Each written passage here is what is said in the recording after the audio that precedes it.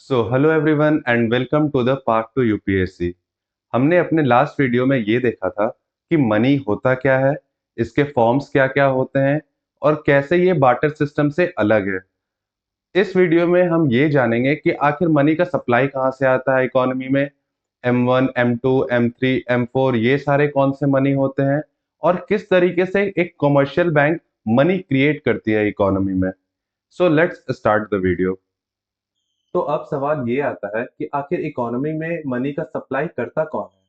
तो उसके दो आंसर हैं, एक सेंट्रल बैंक और दूसरा commercial bank.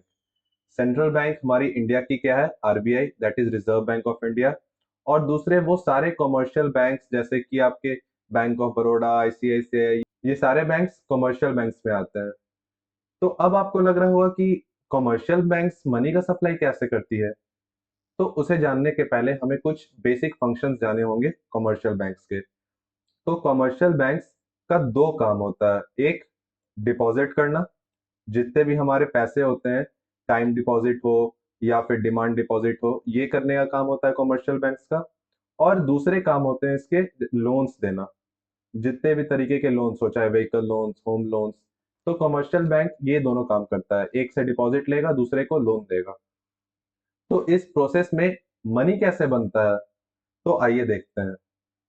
Bank create deposit via lending instead of giving loans in cash. तो बैंक क्या करती, कभी आपको बैंक कैश में लोन नहीं देगी। अगर आपको कल को कुछ पर्सनल लोन ही चाहिए होगा तो वो आपके अकाउंट में ही ट्रांसफर करेगी। वो आपका अकाउंट अपने बैंक में खुलवा देगी और उसमें आपके अकाउंट में शो करेगा इतने पैसे क्रेडिट हुए हैं। तो बैंक क्या करती है, banks issue cheque against the name of the borrowers. Now the borrower is free to draw upon his money by drawing cheques upon the bank. अब क्या होगा, अब आपके पास आप अपने बैंक से जितने भी पेमेंट करना चाहते हैं चेक्स के थ्रू आप कर सकते हैं। The people who receive the cheque deposit them in another bank. और ये पैसा अभी भी आप कैश में उसको नहीं निकाल रहे हैं, आप ये किसी दूसरे के बैंक में दे रहे हैं। अगर लेट सपोज कि आपने व्हीकल लोन लिया, तो आपने जो बैंक से लोन लिया वो पैसा आपने निकाल के थोड़ी दिया जाके कंपनी को, वो सीधे उसके अकाउंट में ट्रांसफर हो जाएगा। However, the bankers know that the amount of money that the depositors withdraw soon returns to the bank। और बैंक को ये पता है कि कभी भी उसके पास ऐसा सिनेरियो नहीं आएगा कि सारे के सारे उसके कस्टमर्स आ जाएं अपना पैसा कैश को लेने में। इसे हम एग्जांपल्स के थ्रू समझेंगे तो ज्यादा अच्छे से समझ में आएगा। लेट सपोज किसी बैंक में टोटल उसके 10 कस्टमर्स हैं, ओके। और ये सारे दसों ने 5-5 हजार रुपए जमा करके रखे हुए हैं, डिपॉजिट करके रखा हुआ है इसमें, ओके। तो अब बैंक के पास टोटल कितना हो जाएगा, 50,000। अब इस 50,000 में बैंक को पता है कि कभी भी एक ऐसा सिनेरियो नहीं आएगा कि ये दसों लोग आ जाएं अपना खुद का पैसा को विदड्रॉ करने के लिए। तो बैंक क्या करेगी, कुछ पैसे इसमें रखेगी, जैसे कि 10,000 रुपीज बैंक अपने रिजर्व में रखेगी और बाकी 40,000 का क्या करेगी, लोन दे देगी। क्यों, just because of one principle, कि सारे लोग कभी भी ऐसा नहीं होगा कि उसके पास आ जाएंगे अपने पैसे को निकालने के लिए, विदड्रॉ करने के लिए। बट व्हाट इफ कि कुछ ऐसा मार्केट में न्यूज आ गया और कैओस आ गया और सारे लोग बैंक चले गए अपने खुद के पैसे निकलवाने के लिए। इसी केस को हम लोग बोलते हैं बैंक रन। तो बैंक रन जैसा कि नाम से ही लग रहा है, सब लोग बैंक की तरफ दौड़ रहे हैं। तो ये तब आता है जब किसी भी बैंक का स्थिति इतना खराब हो जाए कि उसके कस्टमर्स को भरोसा ना रहे और वो सब अपने पैसे को निकालने के लिए बैंक पहुंच जाए।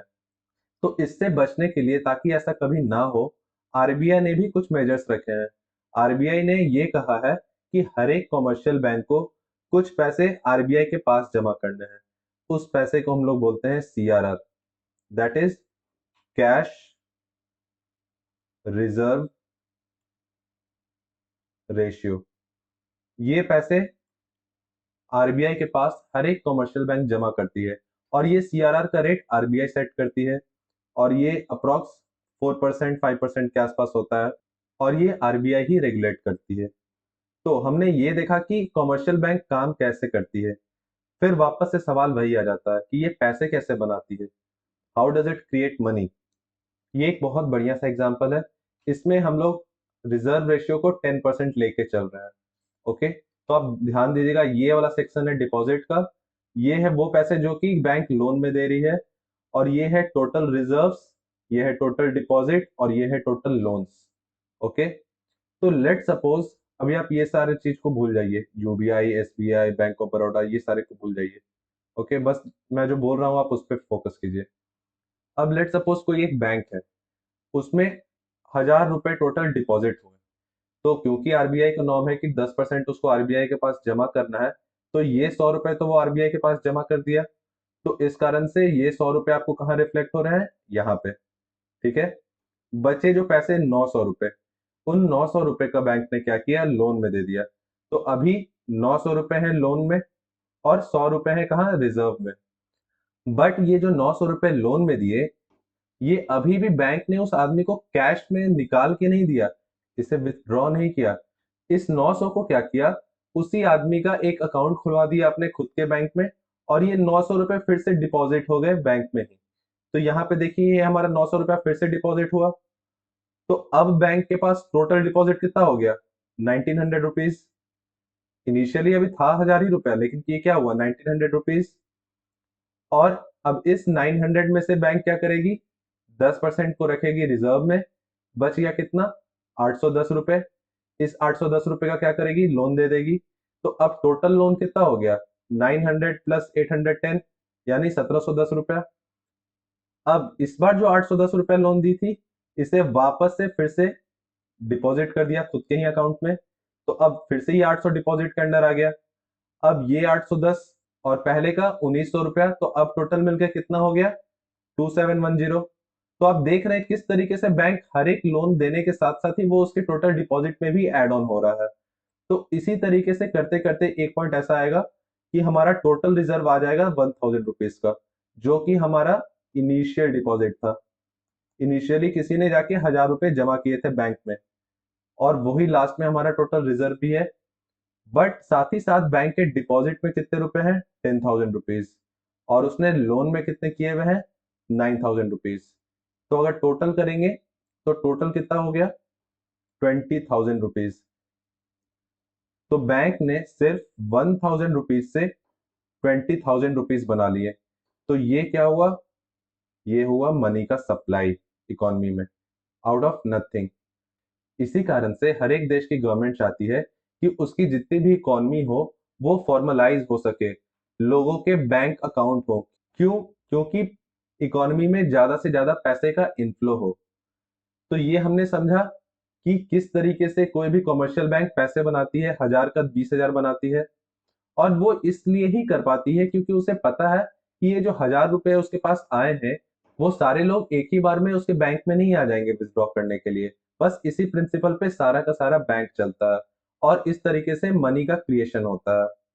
आई गेस अब आपको ये सारा पॉइंट क्लियर होगा कि कोई भी बैंक किस तरीके से पैसे बनाती है। तो ये कमर्शियल बैंक जो 1,000 से 20,000 बना रही है, तो हम ये देख सकते हैं कि मनी मल्टीप्लाई हो रही है इकोनॉमी में।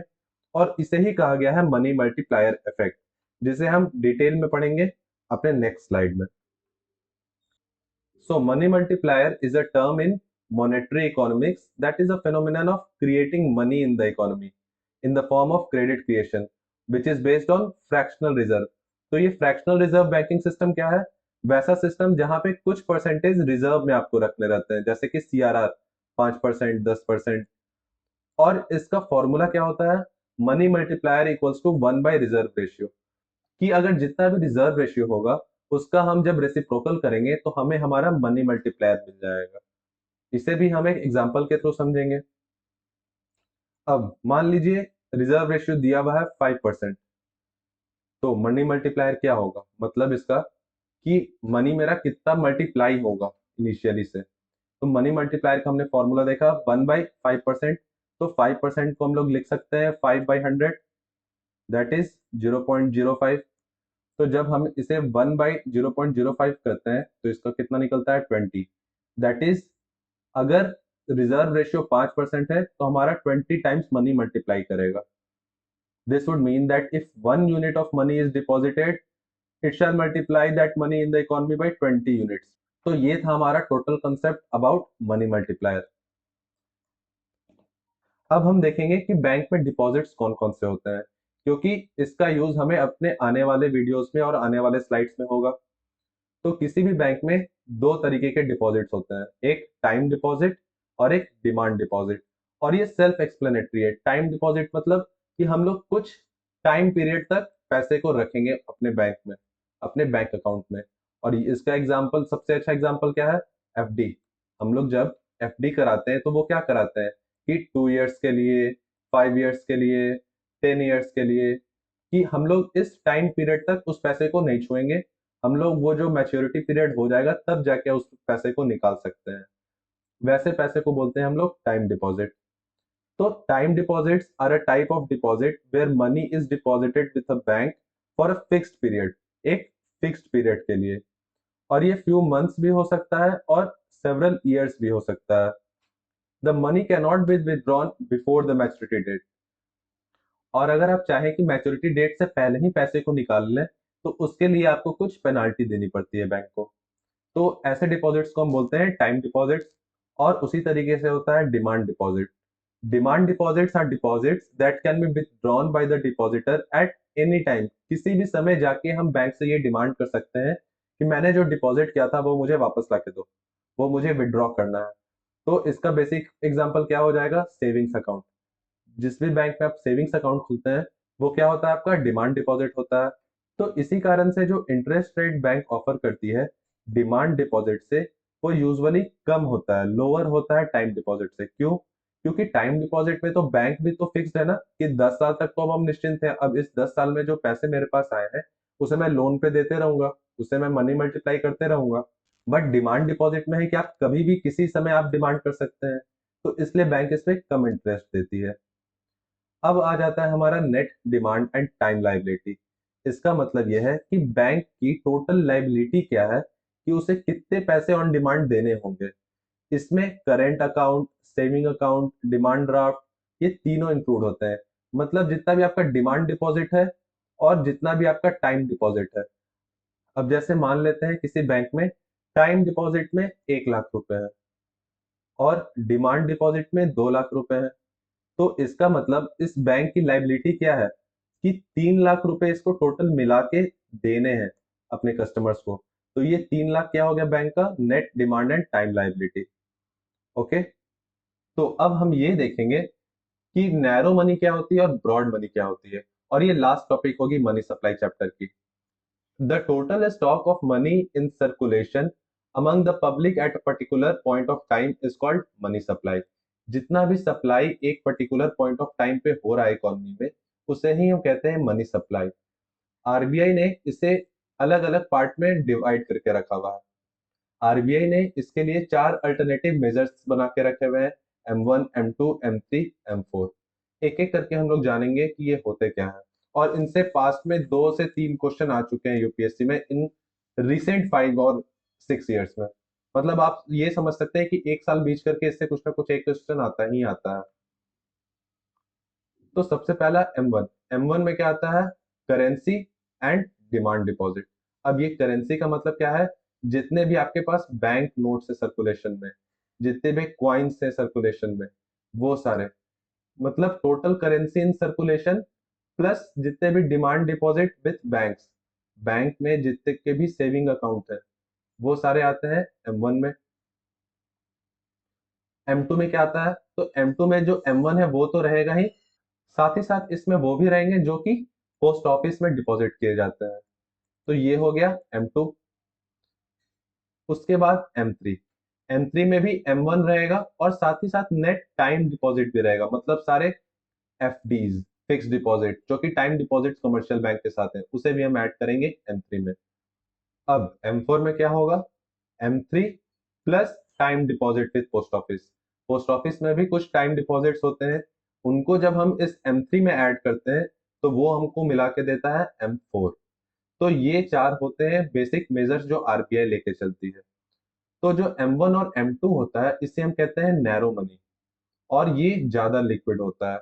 अगर हम लोग लिक्विडिटी को मान के चलेंगे तो सबसे ज्यादा लिक्विड होगा M1, उसके बाद M2, उसके बाद M3, उसके बाद M4।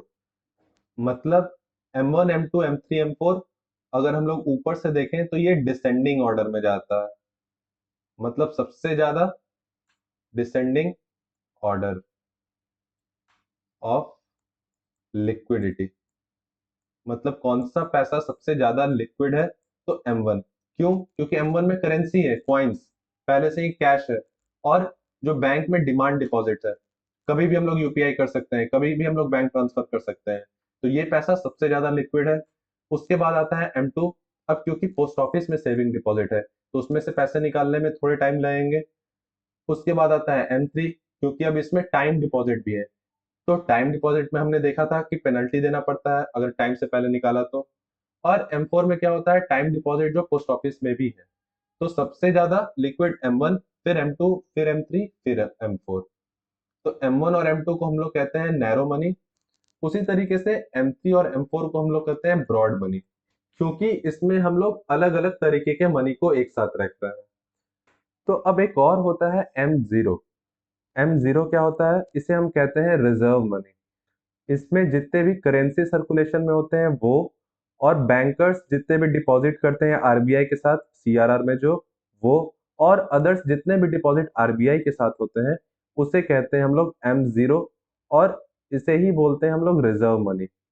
ओके, तो यहाँ हमारा मनी सप्लाई चैप्टर खत्म होता है। अब हम अपने नेक्स्ट चैप्टर में देखेंगे मॉनेटरी पॉलिसी क्या होती है, और बैंक्स के पास कौन कौन से टूल्स होते हैं जिससे कि वो मनी सप्लाई को कंट्रोल करती है किसी भी इकोनॉमी में। तब तक के लिए all the best to everyone and have a good life. For more such videos subscribe to path to UPSC. यहाँ आपको मिलता है यूपीएससी से रिलेटेड सारे कंप्लीट कोर्सेज और करंट अफेयर्स। साथ ही साथ हमारा टेलीग्राम ग्रुप भी ज्वाइन कर लें ताकि आपको सारे पीडीएफ मिलते रहें और आप हर एक नए वीडियो से अपडेटेड रहें।